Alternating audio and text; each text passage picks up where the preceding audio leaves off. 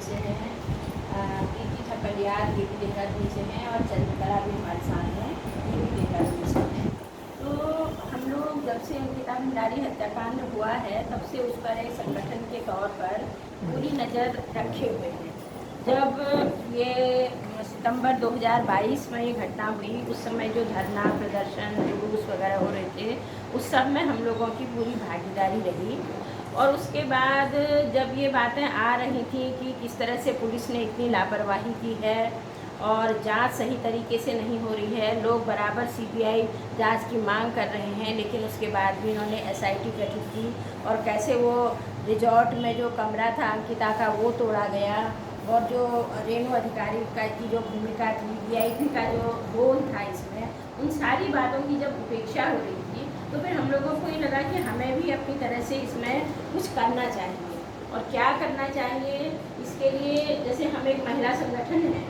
तो हमने देश के अन्य जो महिला संगठन हैं जैसे PUCL के लोग थे उनको हमने बुलाया, जनवादी महिला समिति के लोगों को बुलाया, या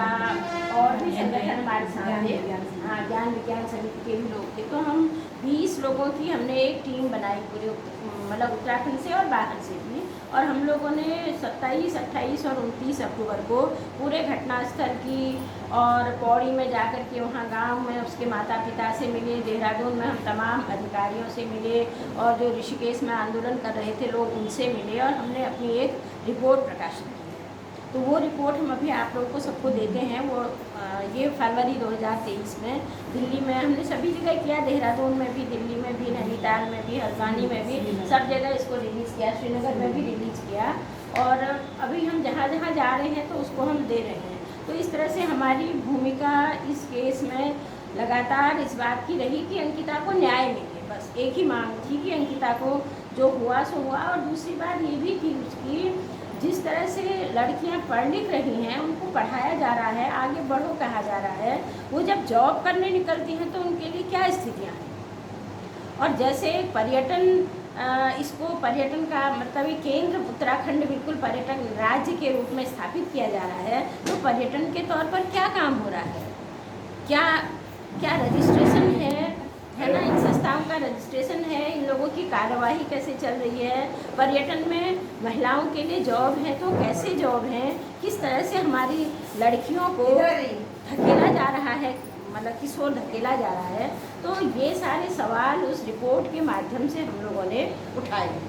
तो वो तो एक बात हो गई, वो काम तो पूरा हो गया और जो सवाल हमने रखे थे वो अपने रखे हैं। लेकिन अब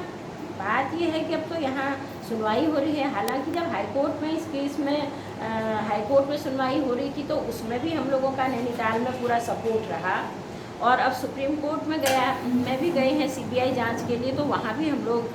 साथ में हैं इन लोगों के, इसके माता पिता और आशुतोष नेगी, ये जो लोग काम कर रहे हैं। तो यहाँ सुनवाई हो रही है तो गवाहियाँ आ रही हैं, हम तो अपनी अपनी जगह में बैठे हुए हैं, लेकिन एक बेचैनी तो सबके भीतर है। तो क्या होना चाहिए, क्योंकि हमने एक अपनी विशेष भूमिका भी अदा की है, तो यहाँ क्या होना चाहिए कोटद्वार में, किस तरह से इस केस को समर्थन दिया जाए, कैसे इसमें प्रेशर बनाया जाए, कैसे इसमें सही